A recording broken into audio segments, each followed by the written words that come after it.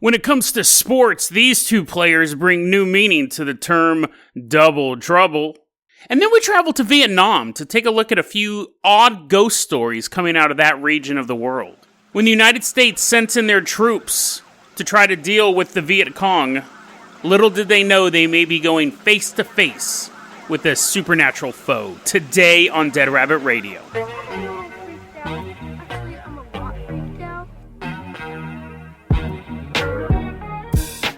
Hey everyone, welcome back to another episode of Dead Rabbit Radio. I'm your host, Jason Carpenter. I'm having a great day. I hope you guys are having a great day too. We got a ton of stuff to cover today, so we're going to slide right into this like it's just one big old slip and slide. First off, while we're going down the slip and slide, let's give a high five to our latest Patreon, Robert Paulson. Robert Paulson, he also did the artwork for the Ouija flyer that we have, so thank you very much for that. He got a shout out for that. Now he's getting a shout out for being a Patreon supporter. Really appreciate it. Once again, you're going to be our captain, our pilot this episode. If you can't support the Patreon, totally understand that as well. Just help get the word out about the show. Really helps out a lot. Robert, let's go ahead and toss you those keys to that Dead Rabbit dirigible because we are flying to a basketball game. Dribble, bounce, whatever sound those balls make. Bounce. Apparently they're Tron. They're bouncing frisbees off of stuff. They're playing this basketball game. We're flying high above the stadium. We got the best seats in the house. If you happen to have telescopes for eyes, we're watching the Washington Wizards play the Boston Celtics. It's April 30th, 2017. I want to give a shout out to Roger Sherman. He's a journalist for TheRinger.com. He's the one who brought this to my attention. We're watching this game, Washington Wizards versus the Boston Celtics. And during the game, my ankle! Boop! Little whistle, little Steamboat Willie whistle. Markieff Morris, he plays for the Washington Wizards. My ankle! He's down on the ground. He's like, Wizards, help me with your magical powers. The team's like, we're not real wizards, bro. We've been telling you that all season long. He's like, help me, oh mighty ones. So Markieff Morris isn't helped by his wizard cohorts. He's actually taken out of the game, and the medics check him out. His ankle got hurt really bad, and people are like, oh man, this is the Eastern Conference Semifinals. This is a very important game, and this is bad. Markieff Morris suffered a pretty bad ankle injury. Who knows when he'll be able to play again? May 2nd, 2017. It's the next game of the playoffs.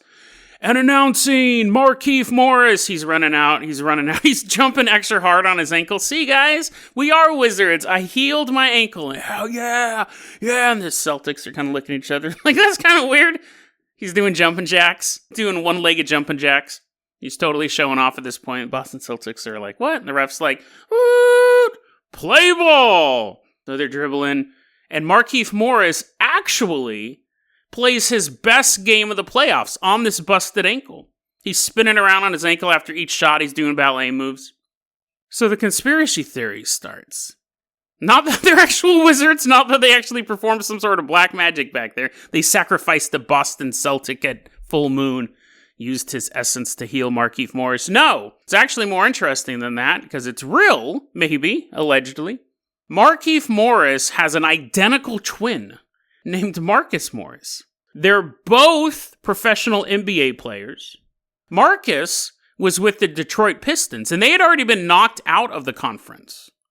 I guess you could say their Pistons were out of alignment, eh? As I'm nudging Robert Paulson, he's trying to fly in the dirigible. Get it?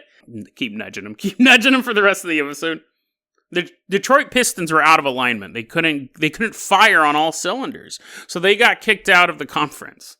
So his brother Marcus Morris was just hanging out, right, sitting at home. And this is a conspiracy theory that Markieff and Morris switched places. The guy who played in that other game was his brother.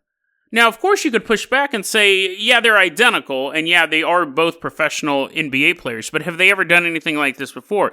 They actually have played for each other before. They did it before back in 2013. When they were playing for the Amateur Athletic Union basketball, one of them got injured, and the other one was fouled out, so they just swapped jerseys, and the dude who fouled out went in and played as his brother. Now, Markieff Morris is covered in tattoos, and so is Marcus Morris, which usually would be a way to tell them apart, but they have identical tattoos. So there's two questions here. One, did they do it? And two, does it matter? The answer to that second question is, yeah, it would totally matter because so much money's on the line. Otherwise, you could only, like, imagine you're a basketball coach, right? And you're at, like, the hospital, right? And you're, like, looking at all these babies, and you're like, I'm looking for the newest NBA players. I got a scheme going. And they're like, sir, get out of here. You're not even wearing protective gear. He's like, ah. So he comes back in. He's disguised as a doctor now. And he's like, yeah, look at this one. It's a little pudgy. Look at this guy. Can't even support the weight of his own head. Ah, these babies suck. And then he turns around and he sees triplets. And he's like, He goes to the parents and he goes, tell you what, I'm big shot sports agent guy. What if I could guarantee you that all of your kids will be Major League Basketball players? And the guy's like, what are you talking about? They're like 3 days old. He's like, hear me out. We put them in an elite training school and we train them. But here's the kicker, guys.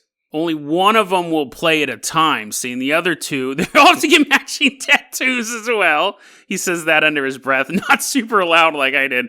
And you get one of them, we'll come up with one singular name for them. The other two will just be hiding in the shadows. And then if something happens to the first one, then the second one can sub in. I actually realize this is a terrible idea because you have to not only hope that one of them is genetically gifted enough to become a professional athlete and have the drive to do it, you have to get all three of them. Because it wouldn't make sense if you had the first one get injured and he's like this super tall, lean, hardcore basketball player, super dedicated. And then the second one goes in and he gets like DUI or something. He couldn't even make it to the stadium. He got pulled over. And then the third one's just like some dude. He's like some architect or something. He doesn't have, all of his tattoos are of like building blueprints and stuff like that. He's getting ready to break his brother out of prison. Yeah, it wouldn't work. It would. So sorry if there was a sports agent right now writing down notes. He's like, whoa, this podcast is gold. I can't wait to do this. Step 1, invade a maternity ward. But did they switch places? We will never know. The only people who would truly know that is the Morris twins, and they aren't talking. I was trying to think of a twin pun. What's a twin pun for, like, being quiet? Because they're just quiet. Because they're good at keeping secrets and getting the same tattoos. That's all I can come up with. Email me your twin/quiet jokes. I will enjoy them greatly. Robert Paulson, let's go ahead and jump out of this Dead Rabbit dirigible, parachute down. It's a very inefficient way to switch vehicles. And then we're going to take the Carpenter copter. Let's go for a little ride. So, Robert, take us on out to the Bronx. It's 1965. There we're going to meet 3 young friends, William, John, and Jerry. These kids have all been friends since high school. They're walking through the alleyways. They're pushing. I just imagine Bronx is just one giant trash-strewn alleyway with, like, doors every so often. Come home, Willie! They're pushing each other through the garbage-strewn alley, hoping one of them has a superhero origin story. They're trash, man. They were pushed into a barrel of radioactive trash. They do it all day long, and then they come home and they're like, oh, I don't have any superpowers. They were friends from kindergarten to high school. And in 1965 is when they're graduating. Now, William and John, both, their families are better off. They live in the much better alley. They live in the nicer alley, full of nicer garbage in the Bronx. So they're able to actually afford to go to Notre Dame. Jerry didn't really have that. He was raised by a single mother. They had just a single trash can. They didn't have a full dumpster like William and John. He wasn't able to go to Notre Dame. And William said that he lost contact with Jerry over the years, which is what happens to all of us, right? We all lose contact with Jerry's. Now, while he's in Notre Dame, during the summer, he comes back home. He works a construction job. William, I'm talking about William here. In 1967, it's one of those summers he's working construction. He's staying with his mom, and he said the work was just grueling. Construction work is always hard labor. So one day he's walking home to his mom's house, and he could barely lift each foot off the ground. He's like, I wish I had a twin. I wish I had a twin that could walk home, and then I would just magically appear at home. Or better yet, just show up to my job in the first place. But I don't. He's walking home, and as he's walking through the neighborhood, it's starting to get dark. The streetlights are kind of on. It's that moment of dusk. Now, in his neighborhood, they have St. Helena Church. It's on one side of the street. On the other side of the street is Gleason's funeral home.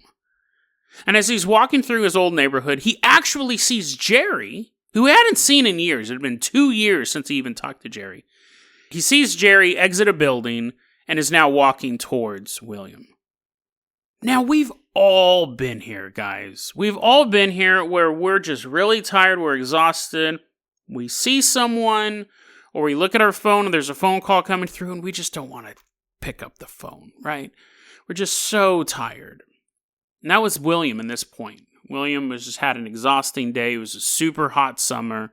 He pulls his hard hat down a bit, kind of shadows his face, looks down, pretends that he doesn't see his old friend Jerry, and walks right by him. When he gets home, his mom is on the phone, and he can tell almost immediately something is wrong. His mom is on the phone with his friend John, who he'd known all of his life and was currently in Notre Dame with. And the mom hands the phone to William. Says, you got to talk to John. William grabs the phone and John says, I have bad news. Jerry Fox was killed in Vietnam. His body is at Gleason's funeral home, and he'll be waked there tomorrow. Now, this obviously doesn't make sense to William. He just saw Jerry just a couple minutes ago walking down the street. And he realizes that the building he saw Jerry walk out of was the funeral home. He said, I didn't even know Jerry was drafted. I didn't even know that he'd gone over to Vietnam. What are you telling me? He's dead now? John's like, yeah. Now, if you were able to go to college at that time, you could actually defer the draft. But because Jerry didn't have the opportunity to go to college, he got drafted. William doesn't believe this. William's saying, I just saw him down the street. And John's like, listen, I don't know what that was, but he's passed away. He's dead. They're going to have a service tomorrow. This is the neighborhood they all grew up in. They all worshipped at that church. Maybe a couple weirdos worshipped at the funeral home. I don't know. But it was this area they grew up in. It would make sense that Jerry's body was brought back there. The next day, William is at the wake. And he meets Jerry's mom. Once again, he knew her growing up, but she's just besides herself, right? She's upset about the whole thing. So what happened was, and this detail actually gave Jerry's mother a sense of comfort, because she knew this was the son that she raised. On July 12th, 1967, they had the Battle of Map Sheet 65363. I mean, not everything's the Battle of the Bulge or the Battle of the Rhine. Most battles are just fought as coordinates. They're just a little ledger sheet. This is a true story, by the way. I was actually able to find the battle that this kid fought and died in. So the main story that William is telling, he wrote himself on the Notre Dame alumni blog. And there's tons of photos, not photos of ghosts and stuff like that. There's a blurry photo of Jerry walking on the street. This is about as well documented as a ghost story as you can get. It's a very fascinating story. But I was able to actually find this battle that he fought in. It was in the Ladrang River Valley. Jerry and 24 other men in Bravo Company were caught in a sustained ambush. So I was reading the battle report. And it was just wave after wave of Viet Cong. We're pinning them down. The U.S. Army was trying to send in helicopter units, reinforcements to get these guys out of there. They couldn't. There was just too much enemy fire. There was environmental issues as far as smoke and fog and everything going on. You had a new commander in charge of the area. You had basically a cluster of bad events going on. The soldiers who came to Jerry's mother's door to give her the news of her son told her, your son fought to the last bullet. He was actually the last man standing in his group. And he just kept firing and firing and firing, killing as many of the enemy as he can. He was the last one, and then they shot him in the neck. He died very quickly.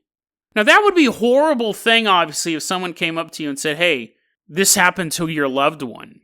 But it could also give you a sense of, one, that he died quickly, right? They're not and then after the fourth day, the bullet wound festered and the maggot set in. A bullet to the neck is a pretty quick end. But also knowing that your son was a hero. Not only a hero, he's a tough guy. He's from the Bronx. Everyone was dead, and he wouldn't give up, and he kept shooting until he couldn't shoot anymore.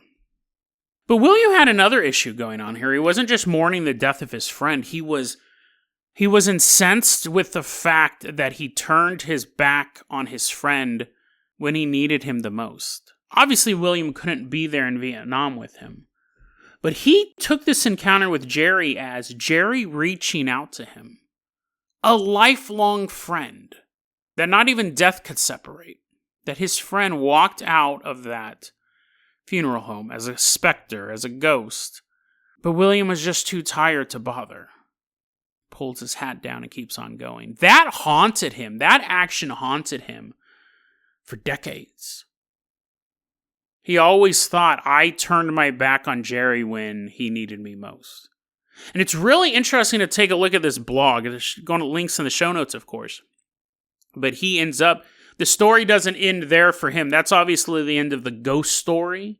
But he carries this guilt for decades. To this day, he wears a bracelet with his buddy's rank and date of death on it. He wears this metal bracelet on his hand. He says, whenever I'm sitting there and I think I can't do it, he has this voice inside of him saying, you're living for two people. You got to do it. He uses it as a motivating factor.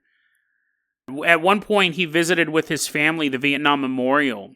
He's there with his granddaughter, and he finds his buddy's name, and he begins sobbing, and his granddaughter's like, what's wrong? And he's like, what do I tell her? That I turned my back on my friend? This is something that's haunted him. It's funny because the ghost part of it, the haunting part of it, it wasn't what tormented him, as it would normally be in a story. It's the ghost in your closet that torments you. Not the fact that you left the ghost in the closet all these years. You're like, I should have invited him out for brisket. This idea that he let his friend down. He ends up, even later, visiting Vietnam. And he said that he wasn't able to visit the battlefield, which probably a great idea. There might be some like punji sticks out there, some landmines. When he was in Vietnam, he actually forgave the people of Vietnam for killing his friend. He was able to go, I can understand why this was going on. I don't harbor any ill will towards your nation. He forgave the people of Vietnam for killing his friend, and even then, he couldn't forgive himself. He ends his blog when he's talking about all of these things he's done to kind of change his life. He ends his blog with this phrase, it works, but does it atone?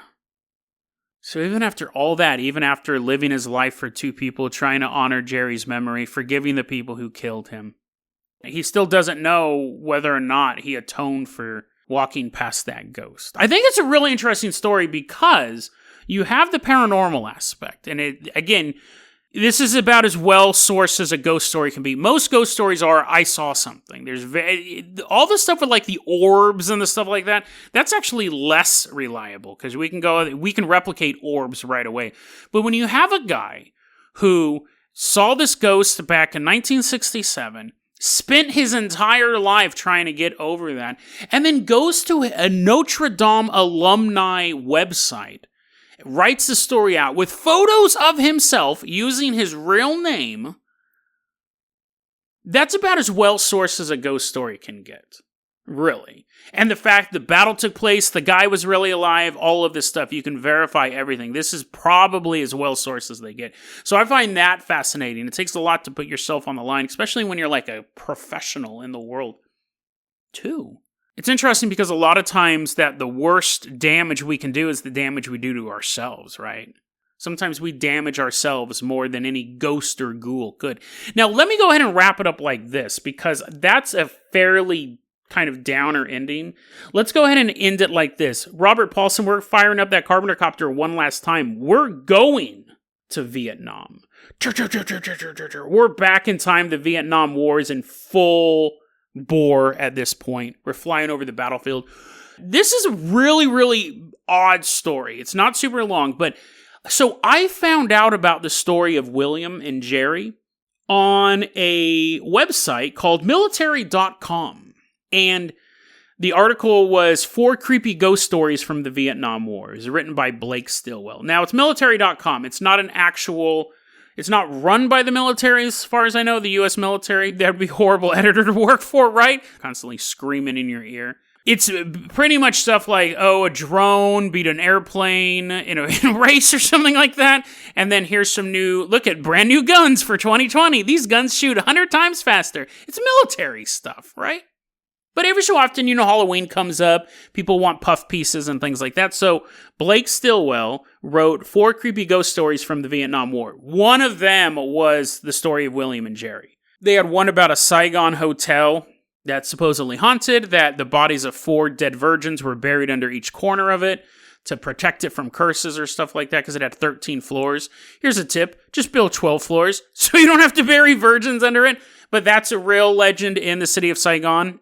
That's a real hotel. Now, one of the stories was from Reddit's No Sleep subreddit, which is like horror-based. Some people say it's real, some people say it's fake, but it's easy to get tricked with No Sleep. If you're not familiar with the subreddit, if someone just goes, hey, you got to read this crazy story from Vietnam. It was about a tunnel rat. It was about a guy who was crawling through tunnels in Vietnam who ran into ghosts. He ran into ghosts down there, which makes sense because, they're super spooky. Tunnels are super spooky anyways, and these things were death traps. Those were 3 of the stories. This was the 4th one. And the reason why I wanted to set that up, because 2 of those stories are true. William and Jerry and the Saigon Hotel. The No Sleep one may or may not have been. It's, it's spooky tunnel stuff. The last one was this, though. I found this really odd. He said that Blake Stillwell tells a story about how when the Marines got into Vietnam, the first thing they did was find locals to help guide them through the jungles. There's a indigenous group of people in Vietnam known as the Montagnard, is the indigenous people there. They hated the North Vietnamese. They're like, yeah, we'll totally help you, but we're not taking you through there. The Marines look and they're just pointing to the jungle, and they're like, well, we need to know the jungle. And he goes, yeah, we'll show you like that jungle over there, that lightly jungled jungle, and over here where there is no jungle, it's a river, but not there, not in the jungle itself. The deeper it gets, we're not going to do that. Marines are like, what are you talking about? This whole country is basically a jungle. They said, you got to understand, in the jungle lives the Maw. In Vietnam culture, Maw is basically a catch-all term for any sort of supernatural being. It could be a friendly poltergeist. It could be a horrible, malevolent spirit. It could be a demon. Could be a cryptid. It's a Maw. So we'll lead you all around the jungle, but we're not going to go in there. 1965, top brass of the U.S. military starts getting reports of Marines encountering things in the trees. And they're like, Viet Cong, did you shoot them? And they're like, no. They were moving too fast to be human. And they just get written down in a report somewhere and filed away. But these reports kept coming out. The Marines are like, we know why the guides won't lead us deep into the jungle. Because the problem is whatever these things are, live in darkness. And the jungle is so thick in some places, there is no sunlight coming through the canopy. It could be in the middle of the afternoon, and there's a creature up in the tree. Fill out a report, file it away. You began to have incidents where Marines were coming back and saying, we had a firefight with something. Okay, what was it? Was it a tank? Was it a bunch of Viet Cong? No. Something came out of the trees, and they're like, great, they're starting to write it down. These things are being reported to be bulletproof. They could move too quickly. Sometimes they would have fangs, glowing eyes. Sometimes, as troops were moving through the jungle, one of them would be swiftly snatched away, and they would catch a glimpse of their fellow soldier being dragged off into the jungle. They'd go for pursuit, obviously. Maybe they would find him dead, or maybe they wouldn't find him at all. Write it down in a report. Blake Stillwell ends his article with this. He says, these stories of soldiers being snatched away, of being devoured by these creatures that were bulletproof, that were too fast to stop, is the real reason why Agent Orange was used in Vietnam. Agent Orange was a defoliant. You would just pour it out of helicopters and airplanes, and it would land on trees, and they'd all melt, and then you would basically have a big old flat area that you could see for a mile. Much easier to move tanks and troops through. And a lot harder to hide in if it's just an open plain. I had to do a bunch of research on Agent Orange. I actually have personal experience with Agent Orange. My uncle was exposed to it in Vietnam. He was in a helicopter. He served in Vietnam. He was in combat in Vietnam. He would talk about You just have barrels of Agent Orange just sitting out in the open. Like, nobody knew. I mean, it rotted plants to the root, right? The government's like, it's totally fine. It's named after orange. What orange thing can you think is bad? And people are like, yeah, I guess you're right. He was exposed to it. He's had quite a few neurological issues due to it, but Agent Orange is a real thing. We know it was used in Vietnam. It's a very, very bold claim to say that's why it was used in Vietnam, was to destroy the jungles so they could get rid of the maw. It could be a tongue-in-cheek joke at the end of the article. It could be something that people who really, really know military history, because defoilants were used before Vietnam. They were used in like a Malaysian conflict that the British were involved in. That was the first time they were used widespread in war, but it would be a weird joke to make at the end of an article involving dead virgins and a man mourning, not saying goodbye to his friend. And then the no sleep one, which, to be honest, I didn't read that one. It was like 6 parts. It had to be at least 10,000 words. I was like, Ghost in the Tunnel, get it. Maybe it's the best thing ever written. Maybe it's 100% true. I didn't have time. But so out of the 4 stories, one I didn't read, 2 of them are real. It would be weird at the ending to kind of make a joke about something that, one, Agent Orange, it resulted in massive lawsuits from soldiers against the government. That's the real reason why you guys have neurological damage, veterans. It was to kill the ghost. I'm wondering if there is any truth to this. Were there really U.S. troops fighting ghosts in Vietnam? That's obviously the most interesting question. But 2, is it possible that that's a common conspiracy theory among veterans? Not that it was actually true, but that veterans actually have started to surmise the real reason why chemical warfare was used in Vietnam was not to choke out the food supply of the Viet Cong or to destroy their cover, but was for some more sinister reason. Jungles are always a place of hidden secrets. Sometimes you can be walking through the jungle and find the ruins of a civilization no one ever knew existed. It was 500 feet off the beaten path, covered in vines. Sometimes you can be walking through the jungle and injure yourself and lay there for days, maybe weeks, screaming out in pain, screaming out for help. But even those who want to find you never can. The jungle may be one of the most hostile, livable environments on Earth. Deserts and Arctic wastelands just aren't there for humans to live in. But you can live a pretty good life in a jungle, if you know the layout. If you don't, the jungle will swallow you whole. When the U.S. military dropped hundreds of thousands of troops into a foreign jungle, they faced all sorts of obstacles, other than the Viet Cong. From disease, from predators, from hidden traps. The jungle was a whole new battle environment for the soldiers of the U.S. military to fight in. But it's possible there was another foe they were fighting there, a supernatural foe. Something that never got reported back home, but that the soldiers still remember. That day they were out with their platoon. They encountered something, and every bullet was fired, and it wouldn't stop coming. This would be one of those stories that the U.S. military would never let get out. They would cover it up as some sort of superstition. They wouldn't want the world to know that there was some sort of supernatural creature that was engaging their troops in Vietnam. And not because of some sort of bizarre cover-up, not because of some sort of Illuminati thing where they want to keep people from knowing the truth. It's actually more sinister than that. This thing, this maw, whatever it was, would be the perfect soldier. The military wouldn't want to kill it. They'd want to capture it. Bulletproof, agile, relentless. Why wouldn't you want that on your side?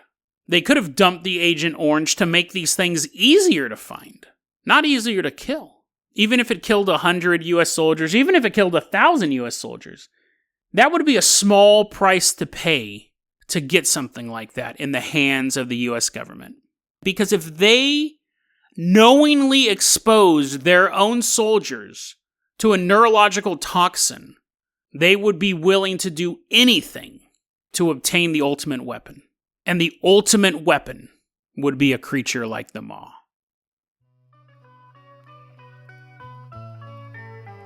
DeadRabbitRadio@gmail.com is going to be our email address. You can also hit us up at Facebook.com/DeadRabbitRadio.